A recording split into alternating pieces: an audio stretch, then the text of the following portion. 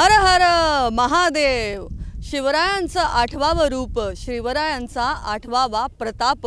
आज मी आलेली आहे थेट गडांचा गड असलेल्या रायगडवर आणि रायगडच्या या खास सफरीवर आज मी तुम्हाला घेऊन आली आहे. इथे येण्याचं निमित्तसुद्धा तितकंच खास आहे. रायगडावर आज आपण भेटणार आहोत शिवरायांचा छावा या चित्रपटाच्या टीमला आणि अर्थातच चालता बोलता आपण रायगडाचा हा सुंदर नजारासुद्धा बघणार आहोत. हा भव्य दिव्य किल्ला जो शिवरायांनी आपल्या हाताने इतका छान सजवलेला आहे आणि नंतर छत्रपती संभाजी महाराजांनी या रायगडावर इतके सारे पराक्रम केलेले आहेत. त्यामुळे अर्थातच हा इतिहास फार भव्य दिव्य आहे आणि रायगडाचं हे रूप जे आहे ते आज आपण पुन्हा एकदा नजरेत साठवणार आहोत आणि पुन्हा एकदा ही छान सफर अनुभवणार आहोत. आणि आपल्यासोबत खूप सारे छान कलाकारसुद्धा आहेत. चला तर मग रायगडाच्या या सफरीवर.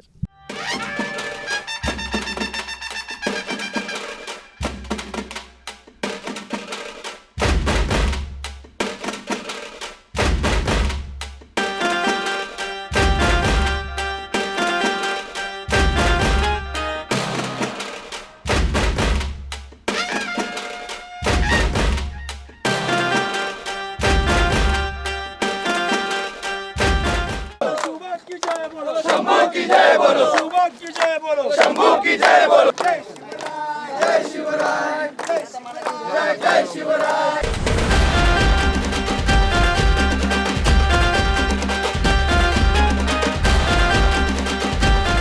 छत्रपती शिवाजी महाराज की जय. नमो पार्वती पदे हर हर महादेव.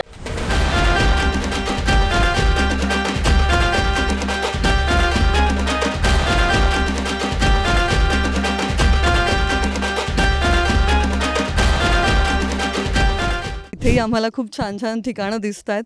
ती आम्हाला तुमच्याकडून ऐकायची आहेत. कोणतं काय? आपण एक साधी म्हणजे ढोबळमानाने आपण आत्ता बोलू शकतो.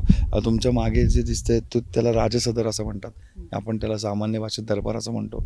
आपण जिथे उभे आहोत त्याच्या समोर हा जो मोकळा भाग आहे, या मोकळ्या भागाला होळीचा माळ असं म्हणतात. इथे होळीचा माळ इथे पूर्वी छत्रपतींच्या काळी त्याच्यानंतर होळीचा मोठा हा कोकणात येतो भाग, त्यामुळे शिमगा होळी याला फार महत्त्व आहे. तर होळीचा मोठा उत्सव इथे व्हायचा. 3-3 पुरुष उंच होळी लावली जायची असं म्हणतात.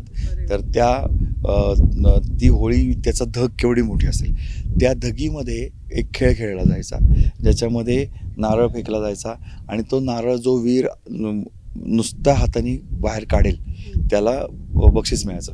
अशी अनेकांनी ते महाराजांच्या हातून सोन्याची कडी जिंकली असतील याच होळीच्या माळावरती. त्याच्यासमोर आपण दिसतं याला साधारणतः बाजारपेठ असं म्हणतात. काही जणांनी आता नवीन संशोधन पुढे येते, काही जणांनी त्याच्यावरती एक वेगळा मत मांडलेलं आहे. पण आत्ता पॉप्युलररित्या त्याला बाजारपेठ असं म्हणतात. आपण त्याची रचना बाजारपेठेसारखी पाहू शकतो. त्याचं झोतं इतकं उंच आहे की घोड्यावर बसूनही तुम्ही त्याच्यावरती खरेदी करू शकता. त्याच्या उजव्या बाजूला आपल्याला त्या बाजारपेठेतनंच आपण जेव्हा बघतो तर तिकडे आपल्याला दिसतं जगदीश्वराचं मंदिर. त्याच्या पलीकडे छत्रपती शिवाजी महाराजांची समाधी आहे. ते जे मंदिर आहे ते हिरोजी इंदलकरांनीच बांधलं आणि त्या मंदिराच्या पायथ्याशीच सेवेचे ठाई तत्पर हिरोजी इंदलकर ही जी आपण पाठी पाहतो दगडात कोरलेली, जेव्हा संपूर्ण रायगड बांधून झाला तेव्हा राज्याभिषेकामध्ये महाराजांनी विचारलं की हिरोजी तुला मी काय बक्षीस देऊ. ती जी कथा आपण ऐकतो ते तर ते जे आहे तो जो दगड आहे पायरीचा तो तिथे जगदीश्वराच्या मंदिरामध्ये पाहायला मिळतो. त्याच्या बाजूला आपल्याला तो जगदीश्वराची पूर्ण माहिती प्रासादो जगदीश्वरस्य तर ती एका शिलालेखात कोरलेली आपल्याला तिथे आढळते. आणि ह्याच्यासमोर घर बघतो आपण, ह्याच्या पलीकडे टकमक टोक आहे. त्या टकमक टोकाची महती आपल्याला असे बघता येईल की ते कडेलोटाचं ठिकाण होतं असं म्हटलं जातं. तिथून शिक्षा दिली जायची कडेलोटाची. आणि मी एक रौद्र असं रूप आहे ते. खरं तर मला खूप आवडती जागा आहे ती. फर्जंदचं लेखन टकमक टोकावर बसून मी केलं. 5 तासामध्ये ते मी कथा ते संपूर्ण संहिता लिहिली. ती कथा सगळ्यांना माहिती आहे, पण तिथला आशीर्वाद आहे आणि माझी आवडती जागा आहे ती. म्हणजे कुठेतरी तुमचं ते एक इन्स्पिरेशनचं ठिकाण आहे असं नक्की नक्की संपूर्ण इन्स्पिरेशनचं कोणतं तरी नाही, संपूर्ण इन्स्पिरेशन ठिकाण टकमक टोक हेच आहे. बहु असोत सुंदर संपन्न की महाप्रिय अमुचा एक महाराष्ट्र देश हा याचीच पुन्हा एकदा प्रचिती येते जेव्हा आपण रायगडाला भेट देतो. आणि आता रायगडाला आम्ही भेटण्याचं हे निमित्तच आहे. दिग्पाल लांजेकर सर आज खास त्यांनीच आम्हाला इथे या रायगडच्या सफरीवर ते घेऊन आलेले आहेत आणि विषयही मोठा आहे, शिवरायांचा छावा या चित्रपटाच्या निमित्ताने. दिग्पाल सर, मला नेहमी खूप छान वाटतं की जेव्हा जेव्हा तुमच्या सिनेमाच्या निमित्ताने आपण वेगवेगळ्या गडांना तुम्ही आम्हालाही घेऊन जाता आणि त्यानिमित्तानं आम्हाला तो गड तुमच्या नजरेतून आणि त्या अभ्यासपूर्ण नजरेतून आम्हालाही पाहता येतो आणि वेगळ्या नजरेने अनुभवता येतो. त्यामुळे आता आपण रायगडावर आज हे निमित्त साधलेलं आहे, शिवरायांचा छावा आणि रायगडाची ही सफर.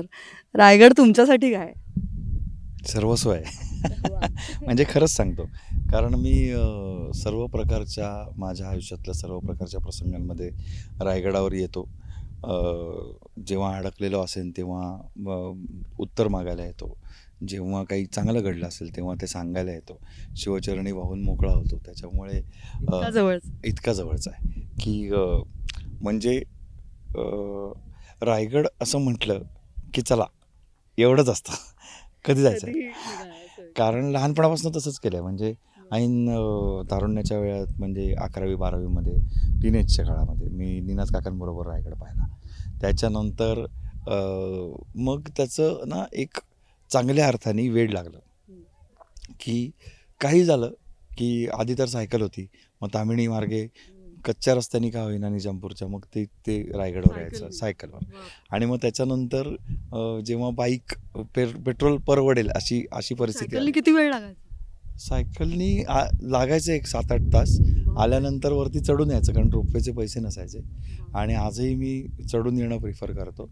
त्याचं कारण मला ते पटत नाही आणि मी खूप जास्त हे मानणाऱ्यातला किंवा श्रद्धा ठेवणाऱ्यातला माणूस आहे की ज्या ठिकाणी आपल्या पूर्वजांनी कष्ट केले त्या ठिकाणी आपणही कष्ट करूनच जायला पाहिजे. सर तिथे आल्यानंतर चढून यायचो आम्ही, एक दिवस त्याच्यात मोडायचा, मग एक दिवस मुक्काम करायचो आणि मग घरनं आणलेलं काही असेल तर ते शिजवायचं आणि नाहीतर मग जवळपास काही उपलब्ध होईल ते, जसं इथे अवकिरकर राहतात त्यांच्याकडे काही भाजी भाकरी काही मिळेल ते घ्यायचं आणि रायगड अनुभवायचा. असं ते त्या काळाचं होतं. नंतर सायकलच्या जागी बाईक आली, बाईकच्या जागी कार आली. सगळं शिवछत्रपतींच्या आशीर्वादाने आयुष्यात चांगलं घडत गेलं आणि त्या वेळेला प्रत्येक वेळेला इथे येण्याची संधी मला त्यांनी दिली. माझा आजही विश्वास आहे की जर त्यांच्या मनात असेल तरच मी इथे येऊ शकतो. म्हणजे कित्येकदा असंही झालं आहे, गंमत म्हणून सांगतो, की मी निघालो आहे आणि मला परतावं लागलं परत. आणि कित्येक दिवस आटोकाट प्रयत्न करूनसुद्धा मी रायगडावर येऊ नाही शकलो. पण एखाद्या वेळी असं होतं की चला आता पटकन ठरलं आहे आणि आलो आहे आपण. म्हणजे जसं आपण हे आता काही दिवसात ठरवलं आणि आपण इथे आलो, तर त्यांच्या मनात असतं तेव्हाच मी इथे येऊ शकतो. त्यांच्या मनात असतं तेव्हाच मी माझ्या मित्रमैत्रिणींना इथे आणू शकतो. श्रींची कृपा, श्रींची इच्छा असली तरच घडतं असा माझा विश्वास आहे. दिग्पाल सर, मला इतकं आपण गेली अनेक वर्ष शिवराज अष्टकाच्या निमित्ताने भेटत आहोत. वेगवेगळ्या वेळी जेव्हा भेटतो कुठेतरी मनात हे प्रश्न पडतात की आज विचारायचं धाडस करते आणि ठिकाणही छान आहे, त्यामुळे की हे वेड तुमच्या मनात कधी लागलं? कधी हा ध्यास कधी लागला असंच म्हणेन मी. हे वेड नाही आहे फक्त, हा ध्यास आहे, हा वसा आहे जो तुम्ही घेतला. काय असं सांगता नाही येणार, म्हणजे ते घडत गेलं आणि आता मी ते माझ्यापासून वेगळं नाही काढू शकत. खूप लहानपणापासूनच खूप लहानपणापासून ओढ होती इतिहासाची. कारण घरामध्ये वातावरण होतं. माझे आजोबा अभ्यासक नसले तरी खूप गोष्टी सांगायचे मला. विविध क्रांतिकारकांच्या असतील, छत्रपतींच्या तर स्वाभाविकपणे आल्याच ओघाने, तर ह्या गोष्टी सांगायच्या आणि ते ना आवडत गेलं खूप. ते फक्त अभ्यासाचं पुस्तकातला भाग न राहता तो कुठेतरी जीवनाचा भाग. म्हणजे ज्याला म्हणतात ना, माझे एक फिलॉसॉफर होते राजन जोशी, ते काय म्हणायचे की वाचनाची आवड निर्माण झाली आणि वाचन पटायला लागलं, वाचन करणं म्हणजे, तर त्या वाचनाचा व्यासंग होतो. तर तो व्यासंग नाही म्हणता येणार, पण वाचनाचा वेळ तरी लागलं. मग इतिहास समजायला लागला, इतिहास जाणवायला लागला, त्यातल्या खऱ्या गोष्टी जाणवायला लागल्या की आपल्या माणसांनी आपल्यासाठी किती काय काय करून ठेवलं आहे. आणि मग कुठेतरी माणूस म्हणून ते सगळं खूप महत्त्वाचं वाटायला लागलं आणि आता मी त्याला माझ्यापासून वेगळा नाही काढू शकत. आणि मग तो ध्यास फिल्म मेकिंगमध्ये कधी बदलला? मला माहिती आहे तुम्ही काही काळ शिकवत सुद्धा होतात, बरंच काय काय वेगवेगळ्या गोष्टी तुम्ही करत होता. ते पण श्रींची इच्छाच आहे. म्हणजे मला माहीत नाही, मी SSB पास केलं आहे. मी आर्मीत जायच्या खरं तर विचारात होतो, त्यासाठी अभ्यास पण केला, SSB पास केला. पण मेडिकलच्या दिवशी माझा मोठा ॲक्सिडेंट झाला आणि मला ते सोडून द्यावं लागलं. आणि त्याच्यानंतर म्हणजे ती कुठंतरी एक मनात भावना होतीच देशाप्रतीची आणि इतिहासाप्रतीची. ती हळूहळू मग कलेच्या क्षेत्रामध्ये मी आलो किंवा काय मी इथेच डेस्टाईन्ड होतो असं म्हणायला लागेल. आणि मग त्याच्यानंतर लक्षात आलं की अरे हे आपल्याला एक चांगलं माध्यम आहे जे आपल्याला करता येईल, साकारता येईल याच्या माध्यमातून, की ज्या गोष्टी लोकांना पर्यंत पोचवायच्या आहेत त्या पोचवता येतील या माध्यमातून. आणि मग हळूहळू त्याच्यातलं पण ते जसं आहे की ज्या गोष्टीबद्दल मी चित्रपट सांगतो आहे, करतो आहे, तर ती गोष्ट इतकी उदात्त आणि इतकी उत्कृष्ट आहे, सर्वोत्कृष्ट आहे की मला त्या लेवलला गेल्याशिवाय ते सांगता येणार नव्हतं. म्हणून मी त्याचं शिक्षण घेण्याचा प्रयत्न केला. अर्थातच त्यालाही माझ्या घरची बेताची परिस्थिती त्यालाही परवानगी देत नव्हती, पण मग बघून काम करून असं मी शिकलो आणि मग त्यातनं पुढे गेलो. आणि आता अर्थात आपण शिवराज अष्टकानंतर शिवरायांचा छावा हे जे पाऊल तुम्ही उचललेलं आहेत, छत्रपती शिवाजी महाराजांचा इतिहास दाखवल्यानंतर आता छत्रपती संभाजी महाराजांचाही इतिहास आता चित्रपटातून दिसणार आहे. तर शिवरायांचा छावामध्ये काय काय ते वेगळेपण असणार आहे? वेगळेपण म्हणजे मी फिल्म मेकर म्हणून हा विचार केला की टोटल कास्ट ही फ्रेश दिसावी. काही माझे महत्त्वाचे कलाकार त्याच्यामध्ये दिसतीलच, पण संपूर्ण कास्ट जास्तीत जास्त फ्रेश दिसावी. त्यांनी वेगळ्या पद्धतीचा एक अभिनयाची शैली अंगीकारावी याचा प्रयत्न केलेला आहे. सिनेमॅटोग्राफी आणि इतर तंत्रज्ञान, तांत्रिक बाजू यासुद्धा जरा अधिक ताकदीच्या केल्या आहेत. जसं साऊंडसाठी आम्ही ॲटमॉस मिक्स करतो आहोत फिल्म, किंवा सिनेमॅटोग्राफीसाठी सोनी वेनिससारखा मोठा कॅमेरा वापरण्यात आला आहे. आणि आफ्टरसारखी मोठी कंपनी आत्ता याचं VFX करते, ज्यांनी गणपत किंवा इतर ज्या VFX बेस्ड कंपनी फिल्म्स होत्या, एअरलिफ्टसारखी फिल्म होती, या ज्यांनी केल्या त्या कंपनीमध्ये आपण याचं VFX करतो आहोत आणि त्याचा रिझल्ट पण खूप सुंदर दिसतो आहे. सो अधिक उत्तम, अधिक चांगला, ज्यांना देव मानतो त्यांच्या मुलाचा चित्रपट किती चांगला करता येईल याचा प्रयत्न केला आहे.